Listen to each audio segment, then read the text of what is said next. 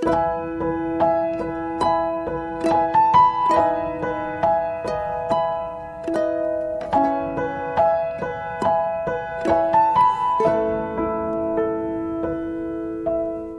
shalom Bapak Ibu Saudara sekalian, shalom Franz, Bu Eli, dan semua teman-teman Victory. Senang bisa berjumpa pada hari ini dalam ibadah Zoom kita. Mari kita berdoa. Bapa di surga, kami bersyukur untuk kesempatan yang Bapa masih berikan kepada kami.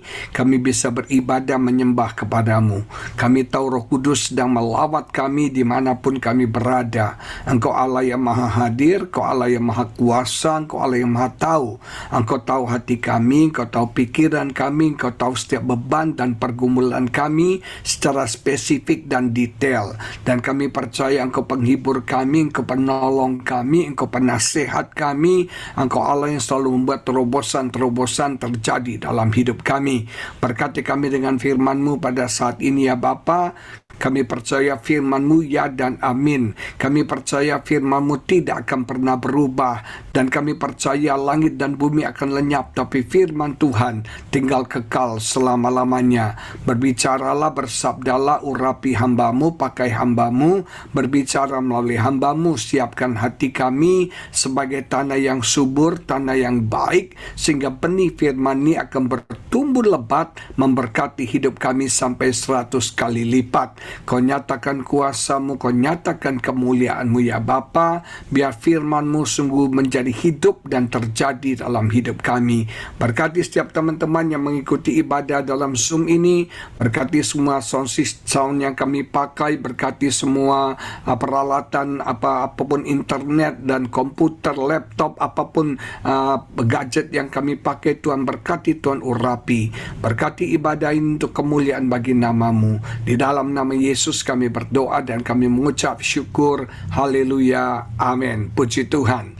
Pada hari ini saya ingin berbicara tentang tema breakthrough, tema terobosan. Saya merasa dalam hati saya merasa dalam roh saya bahwa pada hari-hari ini Tuhan akan mengadakan terobosan. Tuhan akan mengadakan breakthrough terjadi bagi setiap jemaat PD Victory dimanapun Anda berada. Yang ada di Jakarta, yang ada di Surabaya, yang ada di Bali, di Semarang, yang ada di Amerika, yang ada di belahan dunia manapun juga. Saya percaya dalam minggu-minggu ini, dalam hari-hari ini, terobosan breakthrough akan terjadi bagi setiap kita. Yang percaya katakan amin. Yang percaya katakan amin. Terjadi breakthrough, terjadi terobosan bagi setiap kita. Mari kita baca Markus pasal yang ke-10 ayat 46 sampai yang ke-52 menulis demikian. Lalu tibalah Yesus dan murid-muridnya di Yeriko. Dan ketika Yesus keluar dari Yeriko bersama-sama dengan murid-muridnya dan orang banyak yang berbondong-bondong, ada seorang pengemis yang buta bernama Bartimius. Anak Timius duduk di pinggir jalan. Ketika didengarnya bahwa itu adalah Yesus orang Nazaret, mulailah ia berseru, "Yesus anak Daud, kasihanilah aku, have mercy on me." Banyak orang menegurnya supaya ia diam. Namun semakin keras ia berseru, "Anak Daud, kasihanilah aku." Lalu Yesus berhenti dan berkata, "Panggillah dia." Mereka memanggil orang buta itu dan berkata kepadanya, "Kuatkan hatimu, berdirilah, ia Yesus memanggil engkau." Lalu ia Bartimius menanggalkan jubahnya, ia segera berdiri dan pergi mendapatkan Yesus. Tanya Yesus kepadanya, "Apa yang kau kehendaki supaya aku perbuat bagimu?" Jawab orang buta itu, "Rabuni, supaya aku dapat melihat." Lalu kata Yesus kepadanya, "Pergilah, imanmu telah menyelamatkan engkau." Pada saat itu juga melihatlah ia, lalu ia mengikuti Yesus dalam perjalanannya. Nah, Bapak Ibu yang saya kasihi, kata breakthrough atau kata terobosan itu berarti hancurnya sebuah tantangan, hancurnya semua rintangan, hancurnya semua musuh dalam hidup kita, sehingga kita bisa melewati semua tantangan itu, kita bisa melewati semua halangan, kita bisa menghadapi semua musuh. Seringkali dalam hidup kita mengalami tantangan yang berat, kita mengalami halangan yang berat, kita mengalami musuh yang begitu besar menghadang dalam hidup kita. Saudara sekalian, jadi orang yang diurapi Tuhan tidak berarti kita nggak punya tantangan, tidak berarti kita nggak mengalami masalah, tidak berarti nggak ada musuh yang menyerang kita. Semakin Anda diurapi Tuhan, maka semakin berat tantangan yang Anda hadapi dalam hidup Anda. Level promosi yang Tuhan berikan kepada Anda itu akan menentukan level tantangan, kesulitan, serangan yang Anda hadapi dalam hidup Anda. Kita belajar dari Daud ya. Daud itu Alkitab berkata, ketika dia diangkat, diurapi menjadi raja atas seluruh Israel. Kalau Bapak Ibu pelajari di Alkitab, Daud itu diurapi dalam 3 level. Level yang pertama, dia diurapi oleh Nabi Samuel menjadi raja atas Israel. Ini saya sebut dengan prophetic anointing, urapan kenabian. Dia menerima nubuatan tentang akan jadi apa dia di masa depan. Tuhan menubuatkan, Tuhan menyampaikan bahwa Tuhan punya rencana, Tuhan punya destiny dalam hidup Daud. Daud akan menjadi raja. Ibu-ibu dan bapak-bapak yang saya kasih, saya percaya Tuhan menciptakan kita for a purpose. Tuhan menciptakan kita dengan satu destiny. Kita punya tujuan dalam hidup kita. Amin. Kita punya destiny dalam hidup kita. Orang sukses bukan orang yang kaya. Orang sukses bukan orang yang punya power, kekuatan, kuasa yang besar. Orang sukses bukan orang yang terkenal, tapi orang sukses adalah orang yang bisa mencapai destiny-nya, tujuan Tuhan dalam hidupnya. Makanya kalau kita ngerti tujuan Tuhan dalam hidup kita hidupnya tidak diombang-ambingkan oleh keadaan. Kalau kita mengerti destiny, tujuan Tuhan dalam hidup kita, semua masalah yang kita hadapi itu tidak akan menjadi penghalang dalam hidup kita. Memang ada banyak tantangan yang kita hadapi dalam kita menuju destiny kita. Tapi kalau Anda tahu apa yang menjadi destiny Anda, kalau Anda tahu apa yang menjadi tujuan hidup Anda, kalau Anda tahu apa yang Tuhan inginkan terjadi dalam hidup Anda, semua perkara yang kita alami ini nggak ada artinya. Pergumulan yang kita alami ini nggak ada artinya, Bapak Ibu Saudara sekalian, karena kita tahu ada hal yang lebih besar, ada hal yang lebih mulia, ada hal yang lebih dahsyat yang Tuhan mau kerjakan dalam hidup setiap kita. Amin, Bapak Ibu. Ada tujuan yang besar yang Tuhan mau kerjakan dalam hidup kita. Nah, ketika Samuel mengurapi Daud menjadi raja, apakah itu artinya langsung Daud jadi raja besoknya? Ya enggak. Karena dia harus kembali kepada gembala, Tuhan harus bentuk dia, Tuhan harus training dia, Tuhan harus proses dia. Nah, ketika kita tahu apa destiny hidup kita, saudara, perlu waktu, perlu proses untuk kita mencapai itu. Tuhan perlu latih hidup kita. Tuhan harus bentuk hidup kita. Musa harus dihancurkan semua keras kepalanya, dihancurkan semua kesombongannya, dihancurkan semua gengsi harga dirinya. Dia harus dikosongkan terlebih dahulu sebelum Tuhan memakai dia. Ada proses yang dialami, ada proses yang harus dia jalani. Daud harus di-training oleh Tuhan, harus di-training di padang gembala. Dan tahukah Anda, Tuhan sedang mempersiapkan Daud ketika dia menggembalakan kambing domba. Makanya Bapak Ibu, hal-hal kecil yang Tuhan percayakan kepada kita, itu cara Tuhan sedang men-training kita. Tuhan sedang mendidik kita, Tuhan sedang melatih kita. Apapun masalah yang kau sedang hadapi, ini proses Tuhan untuk nanti menjadi sesuatu yang besar dalam hidup kita akan terjadi.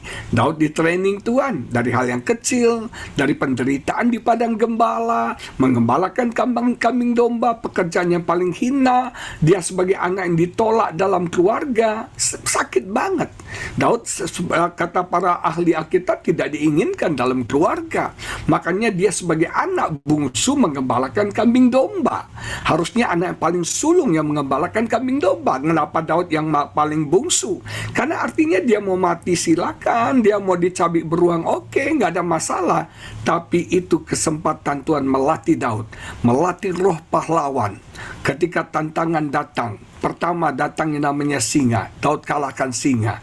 Datang yang namanya beruang lebih besar lagi, Daud kalahkan beruang. Makanya ketika dia menghadapi Goliat, dia tidak takut, karena sudah dilatih Tuhan menghadapi singa dan beruang. Percayalah Bapak Ibu, masalah-masalah kecil yang kau sedang hadapi, Tuhan sedang persiapkan engkau. Ketika masalah besar datang, engkau tidak akan takut lagi, engkau tidak akan gentar lagi, karena Tuhan sudah mempersiapkan engkau, Tuhan sudah melatih engkau. Amin Bapak Ibu saudara sekalian. Pengurapan yang kedua dia terima ketika dia diangkat, diurapi menjadi raja atas seluruh Yehuda.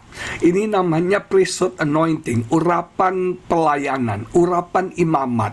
Saudara, setiap orang yang melayani Tuhan butuh diurapi oleh Tuhan. Nama Yehuda artinya pujian, syukur. Orang yang suka memuji-muji Tuhan, orang yang hidupnya penuh dengan pujian, pasti urapan Tuhan akan mengalir dengan luar biasa dalam hidupnya. Amin saudara sekalian. Yehuda kerajaan yang kecil banget, tapi Daud mulai dari yang kecil. Dia setia dalam perkara yang kecil. Kalau kita setia dalam pergumulan yang kecil, kita setia dalam perkara yang kecil, Tuhan akan berikan tanggung jawab kepada perkara-perkara yang besar dalam hidup setiap kita. Dan yang ketiga, dia diurapi dalam level yang paling tinggi menjadi raja atas seluruh Israel. Nah, ketika Daud menjadi raja atas seluruh Israel, apa yang terjadi? 5 raja orang Filistin bergabung menjadi satu dan mereka menyerang Daud. Saudara, level urapan yang kita terima, level promosi yang kita terima, itu akan menentukan level serangan dalam hidup kita. Iblis tidak senang Anda diangkat.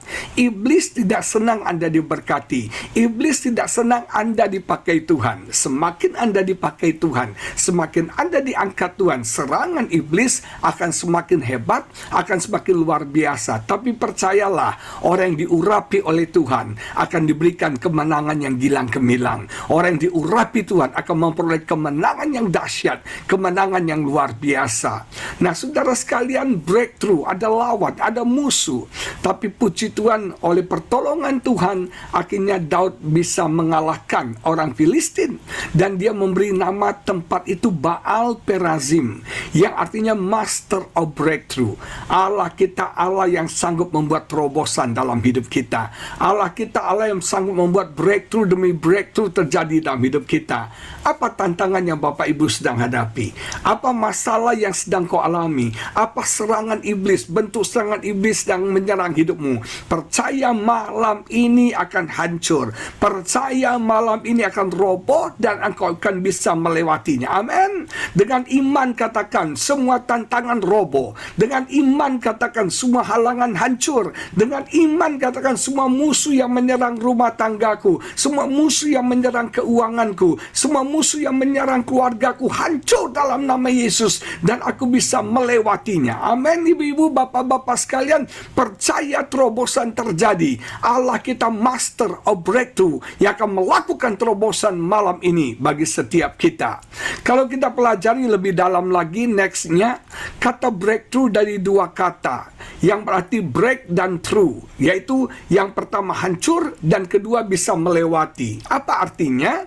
Breakthrough artinya adalah ada satu masalah yang selama ini nggak ada solusinya, yang selama ini nggak ada jalan keluarnya. Ketika kita mengalami terobosan, masalah yang selama ini buntu, masalah yang selama ini mentok, masalah yang selama ini tidak ada jalan keluar, tidak ada solusi, tiba-tiba oleh karena pertolongan Tuhan ada jalan keluar. Tiba-tiba oleh pertolongan Tuhan ada perubahan. Tiba-tiba oleh karena pertolongan Tuhan, saudara, pintu terbuka bagi setiap kita. Itu yang namanya breakthrough. Itu yang namanya terobosan. Dan ahlinya adalah Tuhan. Nah, Bartimeus mengalami breakthrough di dalam Tuhan. Dia mengalami terobosan yang luar biasa. Saya mencatat Bapak Ibu ada 5 terobosan yang dialami oleh Bartimeus. Yang pertama, dia mengalami terobosan breakthrough secara fisikal. Alkitab berkata dia buta, saudara sekalian. Dia buta, dan dia buta. Kita tahu di zaman dulu teknologi medis tidak secanggih sekarang. Zaman dulu nggak ada rumah sakit mata. Zaman dulu nggak ada dokter spesialis mata. Zaman dulu nggak ada operasi mata, operasi kornea, retina, katarak, nggak ada. Artinya apa? Kalau orang itu lahir buta, sampai mati pun dia akan buta. Dan satu hal yang menyedihkan bagi Bartimius adalah dia nggak pernah inginkan dia buta. Dia nggak pernah minta dia buta. Jujur ya, menerima satu kenyataan yang kita tidak harapkan, menerima satu kenyataan yang kita tidak inginkan itu tidak mudah, Bapak Ibu Saudara sekalian. Tidak ada orang yang ingin jadi janda. Tidak ada orang yang ingin suaminya selingkuh. Tidak ada orang yang ingin sakit. Tidak ada orang yang ingin celaka. Nggak ada Bapak Ibu Saudara sekalian.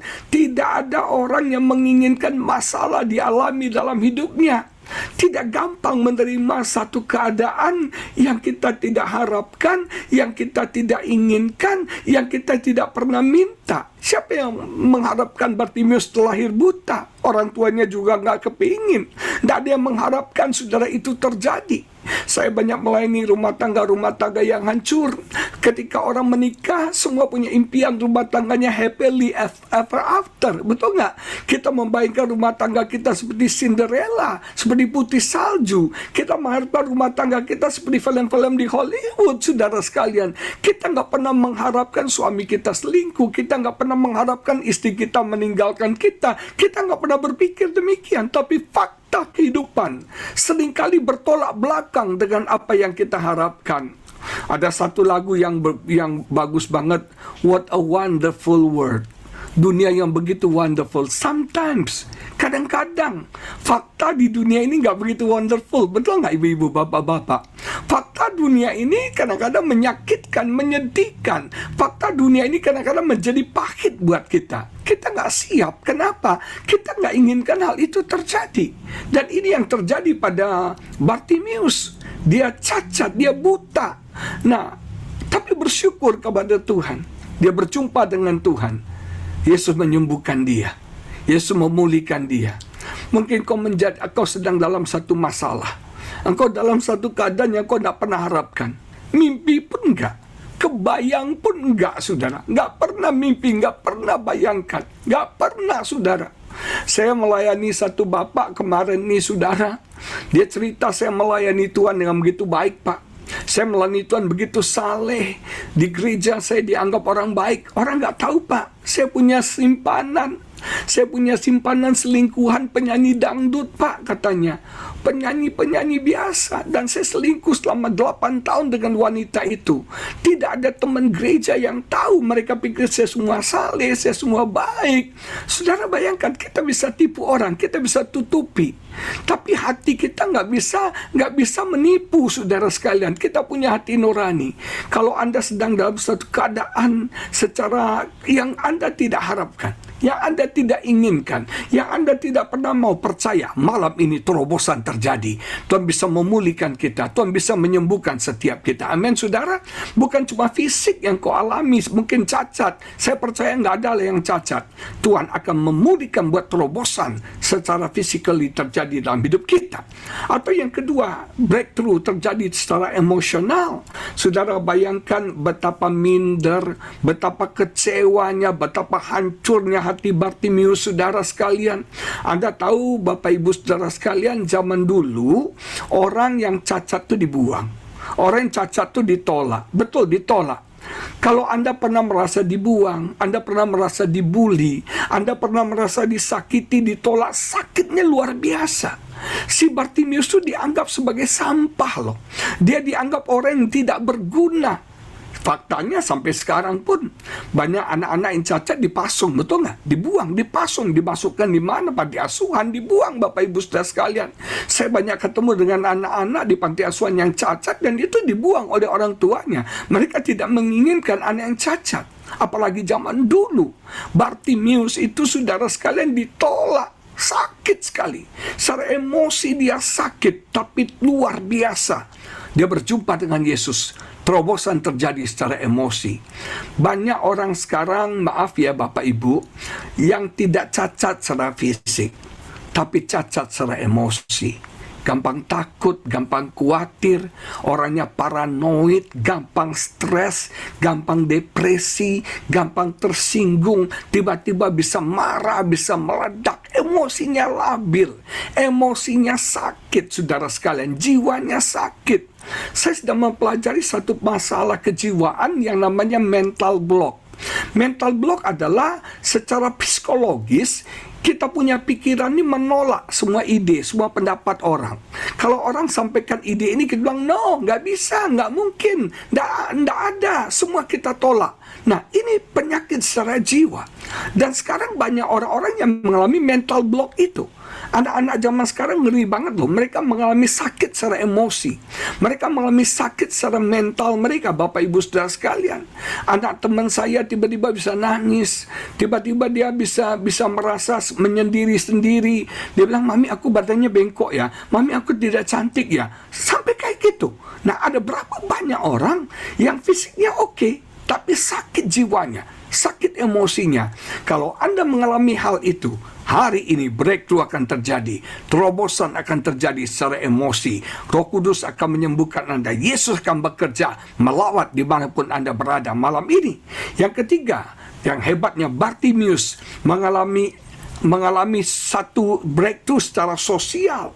Saudara sekalian, Anda tahu secara sosial levelnya paling rendah. Satu-satunya jalan Bartimeus bisa bertahan hidup yaitu dengan menjadi pengemis. Hebatnya, manusia itu punya daya tahan hidup.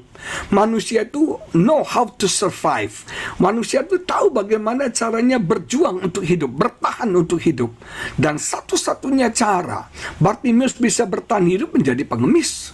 Dan saudara tahu, pengemis sosial yang paling rendah, yang paling nggak dianggap, yang paling nggak dihargai.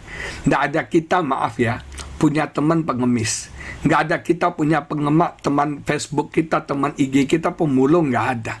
Semua teman-teman kita mungkin sosialita, orang-orang terkenal, orang-orang hebat. Saudara, orang-orang pemulung, orang-orang yang terbuang secara sosial itu kita hindari. Kita jijik ketemu dia.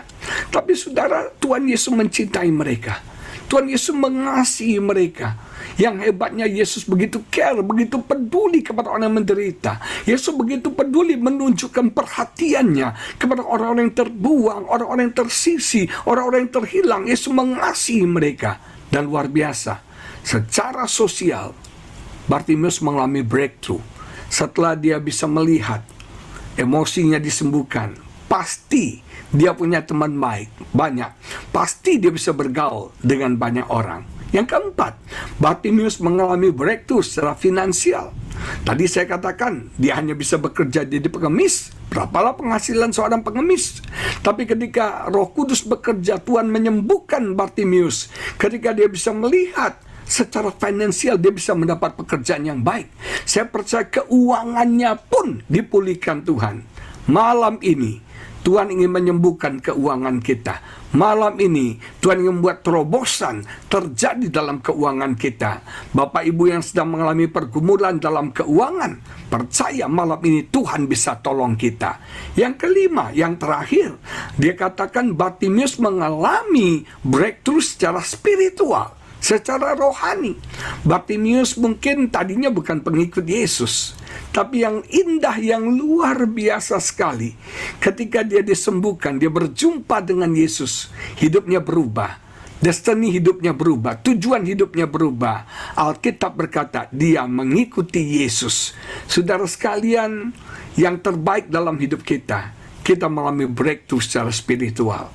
Banyak orang Kristen yang rohaninya kering. Hari-hari ini saya ketemu orang Kristen, rohaninya kering, rohaninya gersang. Dia ada di padang gurun, saudara. Apapun yang dikerjakan gak ada yang berhasil. Apapun yang dilakukan gak produktif, saudara. Begitu kering. Emosinya kering, rohaninya kering. Mau senyum aja susah. Jangankan tertawa, senyum aja susah, saudara sekalian. Rohani ini kering, gak ada semangat, gak ada gairah, putus asa. Gak ada lagi, saudara, gairah rohani. Dulu begitu menyembah Tuhan, Frans baru nyanyi satu lagu dan nangis. Sekarang Frans nyanyi satu album kok nggak rasa apa-apa, saudara. Terus kita bilang, kok nggak ada hadirat Tuhan ya? Kok nggak ada urapan Tuhan? Bukan urapan Tuhan yang nggak ada. Engkau yang sedang kering. Bukan Frans nggak diurapi Tuhan, Anda yang nggak diurapi karena hati Anda sedang kering. Spiritual Anda sudah kering. Gairah rohani Anda sudah kering. Bahaya loh saudara, kita melakukan aktivitas rohani tapi kita nggak punya cinta lagi sama Tuhan. Sekali lagi, satu hal yang berbahaya, kita melakukan aktivitas rohani kita tapi kita nggak punya cinta lagi, kita nggak punya gairah lagi, kita nggak punya passion lagi sama Tuhan. Itu yang berbahaya. Kegiatan rohani kita cuma lahiriah, nggak dari dalam lagi. Habis dalamnya kering, saudara sekalian. Saya pernah melayani di Surabaya berapa tahun yang lalu. Itu dalam satu minggu bisa berapa belas kali khotbah, saudara. Hari Minggu, Senin, Selasa, Rabu, itu Kamis tuh sering ketemu Frans dulu juga ya. Sudah itu khotbahnya sering banget, saudara. Sampai satu hari saya capek banget. Dan waktu capek saya khotbah tuh jujur ya, saya khotbah tuh hafalan aja. Saya khotbah kayak robot aja. Sampai saya pulang ke hotel, saya bilang, istri saya nggak bisa kayak gini. Kalau khotbahnya karena profesi, khotbahnya karena harus seperti robot, saya udah hafal. Aduh, rasanya saya nggak salah, saya salah. Nggak ada greget lagi, nggak ada semangat, nggak ada gairah lagi karena saya kering. Kalau saya sebagai pendeta kering, apa yang saya bisa bagikan bagi jemaat? Saudara yang diberkati Tuhan, kita bisa mengalami kekeringan secara rohani. Kita bisa mengalami stuck secara rohani. Tapi ada berita baik. Hari ini terobosan akan terjadi. Hari ini rohani Anda akan dipulihkan Tuhan. Akan terjadi terobosan yang besar. Saya nggak tahu apa masalah, pergumulan, tantangan, serangan iblis dalam hidup Anda. Tapi percaya, malam ini breakthrough akan terjadi. Percaya engkau bisa melewatinya. Percaya semua tantangan akan roboh, semua tantangan akan hancur, semua rintangan akan hancur, semua musuh-musuh akan hancur. Dan kau akan melihat kemuliaan Tuhan, dan kau akan melewatinya bersama dengan Tuhan. Nah, sekarang mungkin saya mau masuk lebih dalam lagi.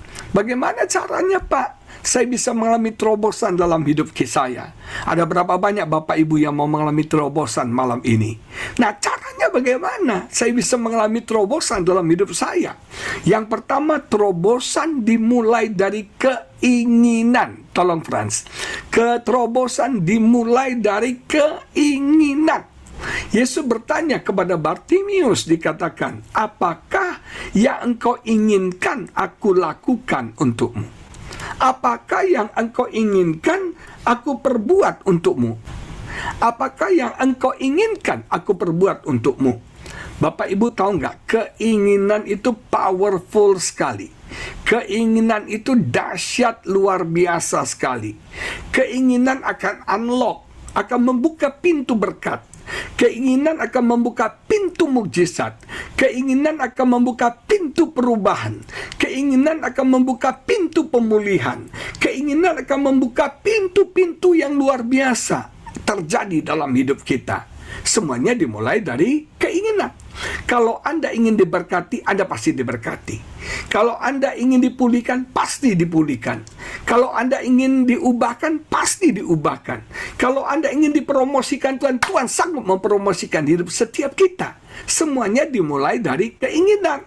Satu hari saya melayani suami istri. Mereka berkata, Pak, kami udah nggak cocok lagi. Kami mau putuskan untuk bercerai. Saya sering ketawa, kenapa? Orang selalu pakai alasan, kami udah nggak cocok lagi. Tidak ada kecocokan pada kami cuma berantem, nggak harmonis lagi, nggak ada ketidakcocokan. Saya selalu tanya gini, saya tanya waktu kalian pacaran dulu, waktu kalian baru menikah, ketidakcocokan itu ada nggak sih? Oh, mereka bilang, oh ada Pak. Ada waktu dari pacaran sudah ada ketidakcocokan. Terus saya tanya, kenapa dulu ketidakcocokan itu gak jadi masalah? Ketika Anda pacaran, ketika Anda baru menikah, ketidakcocokan itu sudah ada kan? Tapi kenapa itu gak jadi masalah? Kenapa sekarang ketidakcocokan itu jadi masalah? Masalahnya tahu apa? Karena dulu cintanya masih banyak. Sekarang cintanya sudah habis. Ketika cinta sudah habis, yang muncul perbedaan-perbedaan, yang muncul ketidakcocokan. Nah, akhirnya mereka bilang, kita nggak cocok lagi, kita ingin menikah, ingin cerai. Saya bilang gini, Anda punya keinginan nggak untuk dipulihkan lagi?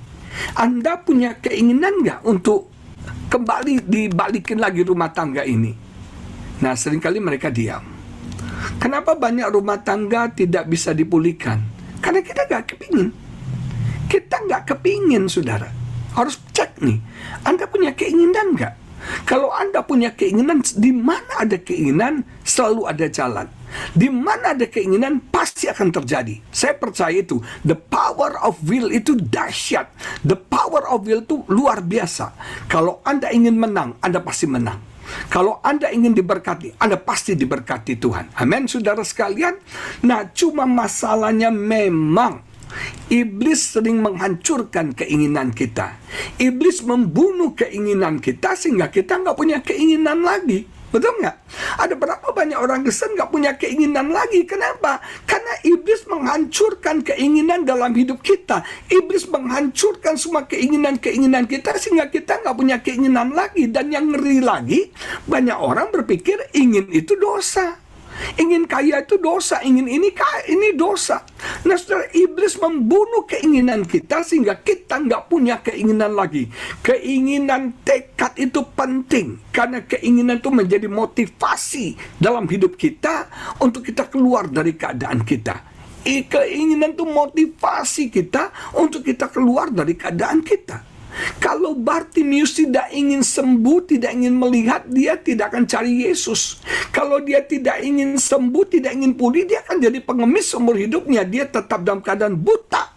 Justru keinginan itu yang memotivasi dia untuk keluar dari keadaannya. Mungkin keadaanmu kurang bagus hari ini. Rumah tanggamu lagi nggak benar. Tapi kau tahu nih, this is not me. Ini bukan saya. Saya nggak seharusnya seperti ini. Dan saya mau keluar dari keadaan ini, dan saya mau rebut rumah tangga saya mau rebut suami atau istri saya, dan kami akan pulih kembali. We may be in it, but not of it. Jangan izinkan keadaan kita mendikte keadaan kita. Jangan izinkan keadaan kita mendikte kita. Jangan izinkan situasi kondisi mematahkan semangat kita sehingga kita nggak punya keinginan lagi. Saudara sekalian, manusia itu saya katakan bisa beradaptasi. Ketika engkau terbiasa dalam satu keadaan, engkau menerima ini takdir. Ini nasib saya. Memang nasib saya seperti ini, Pak. Memang takdir saya seperti ini, Pak. No. You can change. Anda bisa berubah nasib Anda. Anda bisa berubah takdir Anda kalau Anda mau. Kalau Anda ingin. Anda bisa berubah kalau Anda mau, kalau Anda ingin, saudara. Jangan pasrah nerima keadaan Anda yang di bawah standar, yang tidak seharusnya, yang Anda tahu itu bukan yang Tuhan inginkan dalam hidup Anda. Anda harus punya keinginan. Dan yang mengerikan lagi, yang kembali ke yang tadi, keadaan pun bisa membunuh keinginan kita. Anda nyaman dengan keadaan Anda sebelumnya. Anda nyaman dalam keadaan Anda, yang tadi. Anda nyaman dalam keadaan Anda, dan itu membuat Anda nggak punya keinginan lagi. Masih ingat orang di kolam Bethesda yang lumpuh 38 tahun, dia invalid. Menurut para ahli Alkitab, dari leher ke bawah itu lumpuh, Bapak Ibu Saudara sekalian. Yesus lihat orang itu, Yesus kasihan. Yesus kasihan banget, dan Yesus menyembuhkan orang itu. Yesus tanya, maukah engkau sembuh? Satu hal yang menarik, Bapak Ibu, kata sembuh di sini bukan heal. Bukan sembuh healing, sembuh fisik. Tapi kata sembuh yang dipakai di sini adalah whole. Artinya bukan cuma sembuh secara fisik, sembuh secara mental juga, sembuh secara emosi juga, sembuh secara spiritual juga. Jadi Tuhan tidak cuma menyembuhkan kita secara fisik, tapi Tuhan mau menyembuhkan kita secara sempurna, secara seutuhnya, secara seluruhnya, whole kita, whole being kita, roh, jiwa, dan tubuh kita dipulihkan. Nah, ketika Yesus bertanya, maukah engkau sembuh? Jawabannya apa? Dia berkata, tidak ada orang. Betul nggak? Kita selalu nyalain orang, nyalain keadaan. Dan dia berkata, kalaupun aku bergerak, pasti aku kalah. Orang sudah mendahului aku. Nah, dia selalu berpikir negatif, melihat hal yang negatif. Kenapa? Dia nggak punya keinginan. Nah, keadaan kenyamanan yang Anda alami, Anda akan beradaptasi dengan keadaan itu, dan itu akan membunuh keinginan Anda. Maka orang lumpuh itu berkata, ini sudah takdir saya, ini sudah nasib saya, ini kutuk keturunan yang harus saya terima. Mungkin dia berkata demikian. Tapi ibu-ibu sekalian, Yesus menabarkan, maukah engkau sembuh, maukah engkau pulih? Engkau memang dalam keadaan ini sekarang, tapi tidak seharusnya kamu seperti ini. Kamu ini hidup di bawah standar yang kuinginkan. Aku ingin bawa kamu naik ke level standar yang kuinginkan. Saudara, Tuhan ingin membawa ibu-ibu, bapak-bapak di PD Victory naik ke level standar yang Tuhan inginkan. Tuhan ingin membawa kita naik ke level yang Tuhan inginkan, hidup yang seperti yang Tuhan inginkan. Saudara, kan semua dimulai dari kemauan. Dulu saya sering katakan saya jadi pendeta miskin, dong hepeng, meyucian, bokeh, saudara. Kenapa? Saya punya pikiran pendeta itu miskin, pendeta itu pikul salib, pendeta itu menderita, pendeta itu gak boleh kaya, itu flamboyan, itu duniawi. Tapi setelah saya baca kebenaran firman Tuhan, bahwa Yesus yang kaya rela jadi miskin, supaya kita yang miskin menjadi kaya. Mata rohani saya dicelikkan, pikiran saya dibukakan. Ternyata saya salah. Saya bukan jadi hamba Tuhan yang miskin, tapi saya harusnya jadi hamba Tuhan yang kaya, yang diberkati Tuhan. Kaya nggak harus punya banyak uang loh ya. Kaya itu apapun yang Anda mau ada cukup, saudara sekalian. Bahagia itu kaya. Kita nggak bisa beli tidur, kita nggak tidur nyenyak, kita nggak bisa beli sukacita, kita nggak bisa beli damai sejahtera. Nah, Bapak Ibu saudara sekalian, ketika saya ngerti kebenaran itu, saya punya keinginan untuk sukses, saya punya keinginan untuk kaya yang Alkitab katakan. Dan saya mengalami itu. Saya tahu, saya ini nggak seharusnya ketika saya begitu. Ada sesuatu yang lebih besar lagi. Yesus bilang, aku adalah gembala yang baik, engkau tidak akan kekurangan. Yesus katakan, aku datang memberikan hidup dan kelimpahan. Tapi faktanya saya nggak kelimpahan. Faktanya saya kere, saya miskin. Saya jadi orang nggak punya duit. Nah, keinginan itu memotivasi saya keluar dari keadaan saya, keluar dari kenyamanan saya. Dan saya melihat berkat-berkat Tuhan luar biasa tercurah dalam hidup saya. Nama Tuhan dipermuliakan. Malam ini, Bapak Ibu Saudara sekalian, mungkin kau sedang dalam masalah. Mungkin rumah tanggamu sedang hancur, keluargamu sedang tidak harmonis. Saudara sekalian, itu bukan seharusnya. Anak Tuhan gak seharusnya seperti itu, amin. Percaya ada hidup bahagia, hidup harmonis, hidup yang diberkati Tuhan sediakan buat kita. Dan breakthrough malam ini akan terjadi dalam hidup kita. Yang pertama dimulai dari apa? Keinginan. Orang lumpuh itu ya, kalau dia punya keinginan aja nih, kan dia lumpuh nih ya. Kolam Bethesda ada di sana, anggap nggak jauh lah, berapa, mungkin 1 kilometer dari dianggap lah ya, paling berapa ratus meter.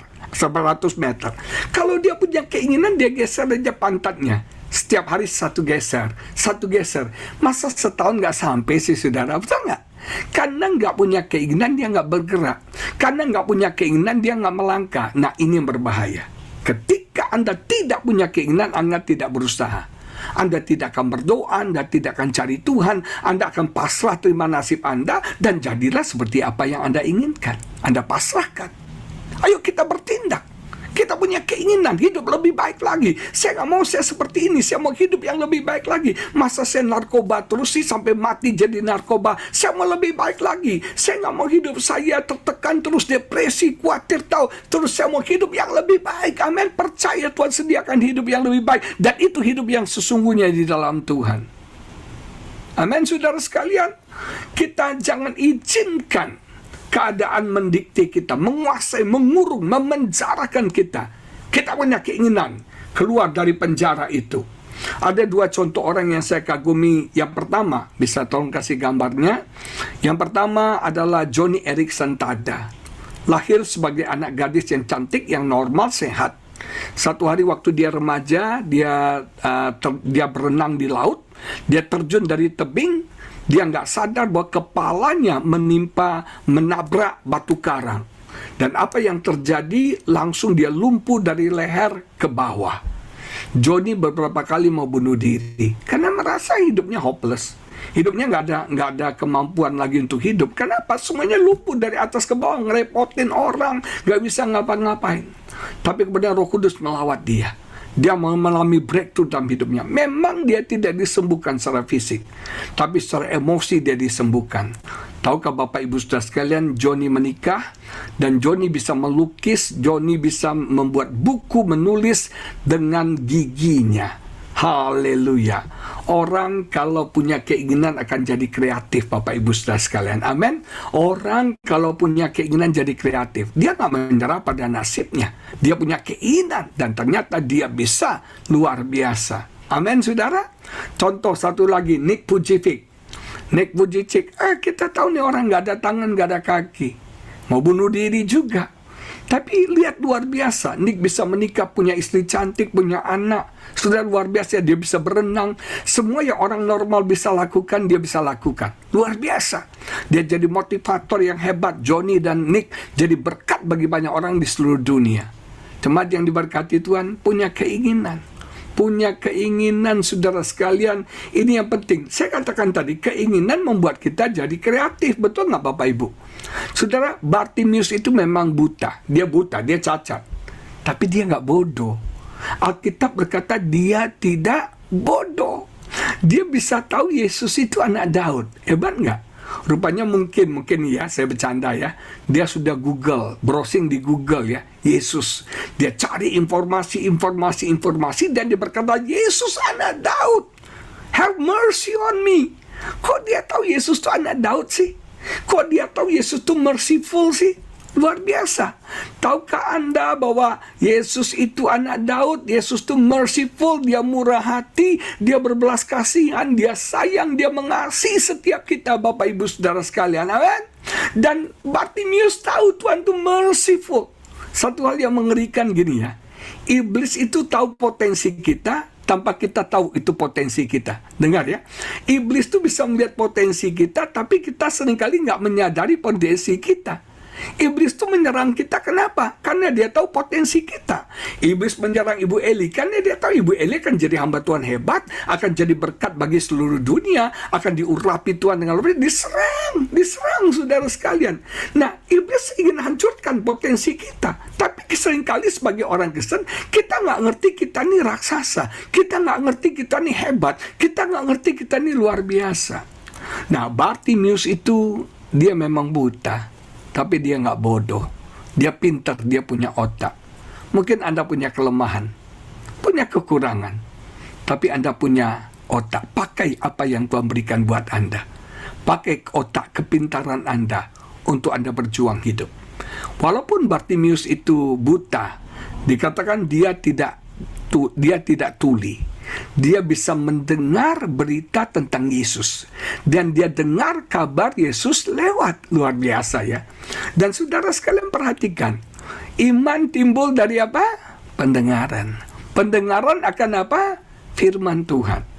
Jangan sibuk hanya ngurusin masalah Joshua dan Pak Sambo. Betul nggak sih? Sibuk berita-berita sampai isi saya juga ngikutin tuh. Nah, saudara sekalian, pikiran kita jangan diisi dengan hal-hal yang bikin kita pusing. Pikiran kita isilah dengan saudara sekalian firman Tuhan. Dengarkan firman Tuhan. Isi pikiranmu dengan firman Tuhan, dengan berita-berita baik tentang kesaksian-kesaksian yang disampaikan Ibu Eli. Betapa dahsyat, betapa luar biasanya Tuhan. Setiap kali saya ketemu Bu Eli, saya diberkati loh. Dengan kesaksian, pengalaman-pengalaman rohani yang luar biasa. Kita nggak bisa beli pengalaman rohani itu, saudara. Kita nggak bisa buat pengalaman rohani itu. Kita nggak bisa rekayasa pengalaman rohani itu. Itu anugerah Tuhan buat setiap kita. Kita bisa mengalami dia lebih dan lebih dalam lagi. Kemarin kami terakhir ketemu Bu Eli di New York ya Bu ya. Nah, setelah kita cerita banyak hal dan saya sungguh diberkati dan diinspirasi Tuhan. Luar biasa kesaksian cerita Bu Eli menjadi berkat bagi saya. Nah, kita dengar, kuping kita isi dengan firman Tuhan. Nggak usah diisi dengan beritanya meninggalnya Ratu Elizabeth. Nggak ada urusan juga sama kita ya. Nggak usah isi dengan berita-berita hoax yang bikin kita pusing, kita jadi emosi, kita jadi marah. Isi pikiranmu dengan firman Tuhan. Amin, ibu-ibu sekalian, pakai telingamu dengan firman Tuhan. Walaupun Bartimeus itu buta, dia nggak bisu. Ketika Yesus lewat, dia berseru, Yesus anak Daud, kasihanilah aku. Yesus anak Daud, kasihanilah aku. Saya mau beritahu jemaat VD Victory hari ini. Malam ini Yesus berbelas kasihan kepada setiap kita. Malam ini Yesus mengasihi setiap kita. Amin. Dan dia mau bertindak, bekerja bagi setiap kita. Dia punya mulut, dia berseru kepada Yesus. Dia berteriak kepada Yesus. Orang bilang, diam. Apakah dia diam? Enggak. Dia semakin kuat berseru kepada Tuhan.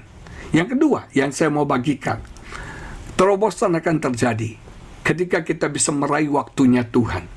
Kita bisa meraih kesempatan, akses yang Tuhan berikan. Bapak Ibu tahu nggak? Ini perjalanan terakhir Yesus lewat kota Yeriko. Yesus tidak pernah tinggal di Yeriko, Yesus tidak pernah melayani di Yeriko, karena Yeriko kota yang sudah dikutuk oleh Tuhan, sudah dikutuk Tuhan. Nah, saudara sekalian, jadi Tuhan gak pernah melayani di Yeriko, dia cuma numpang lewat. Dan ini perjalanan terakhir Yesus, karena dia sedang menuju ke Golgota, dia sedang menuju ke Yerusalem untuk disalibkan. Ini kesempatan terakhir Bartimeus melihat Yesus. Kalau dia terlambat, hilang kesempatan itu. Nah, orang akan mengalami terobosan kalau dia bisa meraih kesempatan Tuhan. Dia bisa meraih waktu Tuhan. Dan percaya seperti Frans nyanyikan tadi, waktu Tuhan itu yang terbaik. Yesus cuma numpang lewat loh. Gak maksud menyembuhkan, gak maksud pelayanan. Tapi hati Yesus tergerak mendengar seruan Bartimeus. Hati Yesus tergerak mendengar teriakan Bartimeus. Saudara, doa yang powerful bukan doa yang cuma santai, nyaman, tapi doa yang powerful, doa yang berseru, yang berteriak, doa yang mengeluh, menjerit, doa yang desperate. Tuhan tolong aku, kalau tidak aku mati. Tuhan tolong aku, Tuhan tolong aku celaka kalau Tuhan tidak tolong aku. Nah, doa yang desperate, doa seperti ini akan membuat Yesus berhenti, saudara. Doa yang persisten, yang tidak menyerah dengan keadaan tidak mendukung, tidak support. Tapi Bartimeus berteriak, terus dia berseru, Yesus anak Daud, kasihani aku. Semakin kencang dia berseru, Yesus anak Daud, kasihani aku. Doanya akan menggoncang surga. Alkitab berkata Yesus berhenti. Yesus berhenti, Yesus berkata, panggillah dia. Dan luar biasa, ketika Yesus berkata panggillah dia, Yesus buka akses bagi Bartimeus. Malam ini Yesus buka akses untuk kita datang dipulihkan Tuhan. Bagi saudara yang mengerti waktunya Tuhan, ini waktunya kesembuhan, ini waktunya pemulihan, ini waktunya berkat, ini waktunya saudara perubahan, ini waktunya Tuhan akan bekerja dalam hidup Anda. Waktu Tuhan selalu sekarang. Waktu Tuhan selalu sekarang. Apapun yang Anda mau lakukan, lakukan sekarang. Anda mau berubah, berubah sekarang. Anda mau bertobat, bertobat sekarang. Anda mau berubah, berubah sekarang. Waktunya kapan? Sekarang. Anda mau melayani Tuhan, layani Tuhan sekarang. Anda mau menginjil, menginjil kapan? Sekarang. Jangan tunda. Karena kesempatan mungkin tidak akan datang lagi buat kita. Dan hebatnya Bartimeus, ketika dia dengar Yesus panggil dia, orang berkata, dia panggil kamu tuh. Dia segera menanggalkan jubahnya. Immediately, dia nggak tunggu-tunggu. Dia segera meraih. Nah, saudara, Tuhan buka kesempatan breakthrough bagi kita. Tuhan buka pintu breakthrough bagi kita. Ini kesempatan kita untuk meraihnya. Amin, Bapak Ibu. Kesempatan malam ini. Dan tahukah Anda, kesempatan itu biasanya bekerja di dalam krisis. Kata krisis punya dua arti kata. Berarti yang pertama bahaya, tapi arti yang kedua adalah kesempatan. Seringkali di dalam krisis, Paulus katakan, aku melihat kesempatan yang besar. Di dalam tantangan, penolakan, Paulus katakan, aku melihat kesempatan yang besar. Apa krisis yang sedang Anda alami? Apa masalah yang kau sedang alami? Ini kesempatan Tuhan akan bekerja dalam hidupmu. Kesempatan kau lihat mujizat Tuhan. Kesempatan kau mengalami pertolongan Tuhan. Kesempatan kau melihat terobosan. Kesempatan kau melihat berkat-berkat Tuhan yang dahsyat luar biasa terjadi dalam hidupmu. Amin, saudara sekalian. Masalah kita akan menjadi kesempatan Tuhan. Masalah kita akan menjadi platform Tuhan bekerja dalam hidup kita. Ketika kesempatan itu datang, cepat raih, cepat ambil, dan terobosan akan terjadi dalam hidup kita. Yang ketiga, yang terakhir, kita butuh bertindak. Kita butuh bertindak. Punya keinginan sih baik, harus. Tapi kalau kita nggak bertindak, sama aja bohong. Banyak orang punya keinginan untuk berubah, tapi dia tidak bertindak untuk berubah, ya nggak ada perubahan. Banyak orang ingin saudara dipulihkan, tapi dia nggak bertindak untuk dipulihkan, ya nggak jadi. Nah, ini perlu langkah iman, butuh tindakan. We must make a first step. Kita harus membuat langkah awal. Memang membuat langkah awal itu gampang. Membuat langkah awal itu nggak gampang, tapi you must make a first step. Engkau harus membuat langkah awal, langkah yang pertama, saudara sekalian. Nah, langkah awal itu sangat penting sekali. Banyak orang punya keinginan, tapi tidak berhasil. Karena dia tidak pernah melangkah. Kalau si anak bungsu itu cuma di kandang babi dan dia sadar dia orang berdosa, dia sadar dia hina, tapi dia nggak bertindak pulang ke rumah bapaknya, selamanya dia anak yang terhilang. Tapi ketika dia bertindak pulang ke rumah bapaknya, dibuat langkah pertama, langkah kedua, ketiga, dan selanjutnya, dan ketika dia on the way pulang, bapaknya menyambut dia. Betul nggak, saudara? Yang penting itu langkah itu. Orang bertobat itu perlu langkah iman, langkah bertobat, langkah berubah. Betul nggak, saudara sekalian? Nah, Bartimius itu membuat langkah iman yang luar biasa. Dia menanggalkan jubahnya dan datang kepada Yesus. Jubah itu lambang asuransinya. Itu asuransi, polis asuransinya dia. Itu jaminan hidupnya. Itu kenyamanan hidup dia. Tanggalkan. Kenapa? Dia tahu hidup lamanya harus dibuang. Karena ada hidup baru dalam Tuhan. Malam ini terobosan akan terjadi. Kalau hidup lama Anda, tabiat lama Anda, kebiasaan lama Anda tanggalkan. Karena ada hidup baru yang Tuhan sediakan bagi setiap kita. Dan dia mendekati Yesus. Dia datang kepada Yesus. Anda tahu, saudara sekalian, Yesus tidak datang pada Bartimius. Tapi Bartimius, walaupun dia buta, dengan iman dia melangkah kepada Yesus. Orang buta itu punya the comfort zone, punya daerah nyamannya. Dia dilatih tuh tiga langkah ke depan, 2 langkah ke kiri, dia udah biasa. Nah, sekarang Tuhan ingin dia keluar dari comfort zone-nya. Dia keluar dari keadaannya. Dan perubahan terjadi dalam hidupnya. Saya jadi ingat Musa. Musa itu biasa mengembalakan kambing domba. Kemudian Tuhan muncul dalam Shekinah glory. Dan Musa harus menyimpang, harus berbalik. Kadang-kadang, saudara, kenyamanan kita, takdir kita, nasib kita itu nggak berubah. Kenapa? Karena kita udah terbiasa. Dia 40 tahun terbiasa mengembalakan kambing domba, terbiasa dengan jalur hidupnya. Tuhan harus tarik perhatian kita supaya kita keluar dari kebiasaan kita, keluar dari kenyamanan kita. Ada satu hal yang baru yang Tuhan sediakan buat kita. Saudara, begitu juga Bartimius, dia nyaman dengan comfort zone-nya. Dia harus keluar dari itu dan datang kepada Tuhan. Bagi Bartimius, panggilan Tuhan lebih penting dari kenyamanannya. Dengar, bagi Bartimius, saudara perhatikan, panggilan Tuhan lebih penting daripada kenyamanannya. Dia respon pada panggilan Tuhan. Dia katakan yes pada panggilan Tuhan.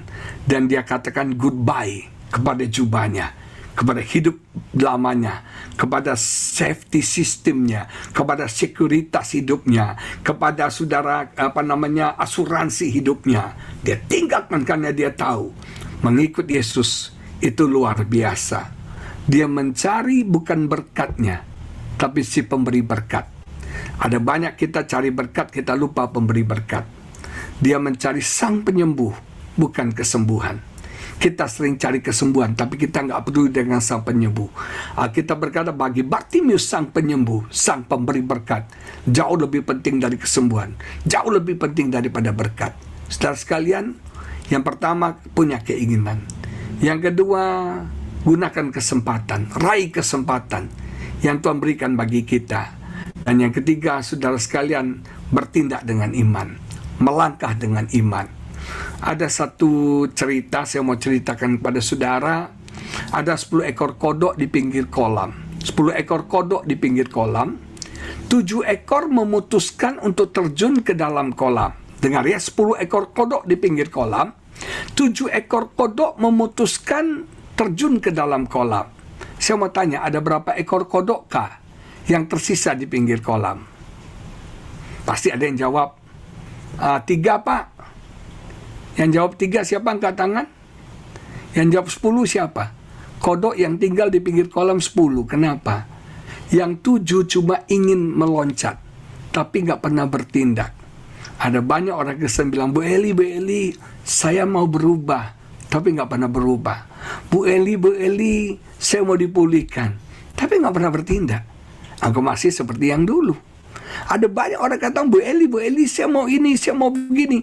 Tapi Anda nggak mau bayar harga, Anda tidak mau bertindak, Anda tidak mau make a first step, langkah iman. Ketika Anda berani bertindak, laut akan terbelah. Ketika Anda berani bertindak, buat langkah iman, mujizat akan terjadi. Saudara, saya lagi bergumul tentang satu hal. Terus teman saya bilang gini, Bapak bertindak dulu. Saya bilang, belum ada duitnya, belum ada resourcesnya, belum ada ini, belum ada itu, belum ada ini. Saya orangnya mental block juga nih saudara. Selalu bilang, nggak ada, nggak bisa, nggak mungkin, mustahil. Nah, sudah sekalian nggak ada. Dia bilang, Bapak bertindak dulu. Ketika Bapak bertindak, mujizat akan terjadi. Saya punya teman satu gembala muda, Tuhan suruh dia buka gereja di satu tempat. Dia bilang, nggak ada uang Tuhan. Tuhan bilang, melangkah. Ketika dia melangkah, berkat-berkat dicurahkan. Kenapa kita nggak melihat perubahan? Kenapa kita nggak lihat mujizat? Kenapa kita ngelihat terobosan? Karena Anda tidak pernah melangkah. Kepada orang yang saudara kusta, orang kusta itu taruh tangannya di dalam jubahnya. Yesus bilang, ulurkan tanganmu. Betul nggak? Kepada orang lumpuh, Yesus katakan apa? Bangun dan berjalanlah. Betul nggak saudara sekalian? Yesus menentang keadaan kita dan kita harus ambil langkah iman. Keluar dari keadaan kita. Malam ini, terobosan akan terjadi bagi setiap jemaat di PD Victory. Apa yang jadi masalah mentok selama ini, nggak ada jalan keluar, nggak ada solusi. Malam ini ada jalan keluar. Malam ini ada solusi. Saudara, mungkin ada tantangan berat, persoalan berat kau alami. Musuh menyerang hidupmu, percaya. Semua musuh akan hancur, akan roboh, tantangan akan hancur, dan kita bisa melewatinya. Kenapa? Karena Tuhan kita Baal Perasim. Tuhan kita Master of Breakthrough. Bartimeus mengalami breakthrough secara fisikal, emosional, sosial, finansial, dan spiritual. Dan semua kita pun akan mengalami hal yang sama. Amin, Bapak Ibu saudara sekalian. Mari kita berdoa. Ora labata kandala basyandala bata kandala basyandala ba indala bata kandala basyandala bata kandala basyandala bata indala bala bala bala basyandala bata kandala basyandala bata kandala basyanda indi di bitiki di bitiki abasyandala ma. Saya berdoa bagi setiap Bapak Ibu jemaat PD Victory yang diberkati Tuhan, yang ada dimanapun, yang ada di Amerika, di Bali, di Semarang, di Jakarta, di Surabaya, dimanapun Anda berada. Urala batakan dalaba syandala bala bala bala ba. Engkau punya masalah, tantangan, pergumulan yang nggak ada jalan keluarnya, yang nggak pernah kau harapkan, yang nggak pernah kau duga, yang nggak pernah kau kira, datang tiba-tiba menyerang hidupmu. Engkau merasakan pasukan tentara neraka sedang menyerang hidupmu, menghancurkan rumah tanggamu, hidup anak-anakmu, menggoda suamimu, istrimu, atau apapun juga. Urala batakan dalaba. Kau rasakan kata aku nggak kuat Tuhan, aku nggak tahu harus berbuat apa. Aku tidak tahu harus bagaimana, aku mentok Tuhan, aku mengalami jalan buntu. Malam ini terobosan akan terjadi. Master of Breakthrough itu akan bekerja dalam hidup saudara. Urala batakan dalaba syandala. Bagi saudara yang perlu didoakan, taruh kedua tanganmu di dadamu. Saya mau berdoa buat saudara pada malam ini. Urala batakan dalaba syandala laba laba laba laba laba syandala laba laba laba laba. Indi di bitiki di abasyandaba. Berdoa bagi setiap anak-anakmu Tuhan. Apa tidak tahu apa pergumulan, apa masalah, apa kesulitan yang mereka sedang hadapi malam ini. Aku berdoa Tuhan, bekerjalah supaya mereka mengalami terobosan, mereka melewati setiap tantangan, setiap kesulitan, setiap pergumulan, setiap serangan iblis dalam hidup mereka. Mereka bisa melewatinya, ada jalan keluar, ada solusi, ada harapan, ada titik terang. Tuhan bukakan di dalam nama Yesus. Pintu yang tertutup terbuka dalam nama Yesus. Jalan yang buntu terbuka dalam nama Yesus. Ada terobosan terjadi. Aku akan menerobos seperti air menerobos. Apapun yang membendung akan hancur. Dan kami akan melihat satu ledakan rohani terjadi dalam hidup kami. Urala batakan dalaba syandalaba laba. Berkati setiap anak-anakmu, berkati rumah tangga mereka, berkati keuangan mereka, berkati kehidupan rohani mereka. Urala batakan dalaba yang sedang mengalami kekeringan, keputusasaan, patah semangat, sudah depresi, stres, Tuhan tolong mereka. Urala batakan dalaba syandalaba. Engkau berbelas kasihan kepada kami. Have mercy on us, Lord. Have mercy. Tolong kami Yesus.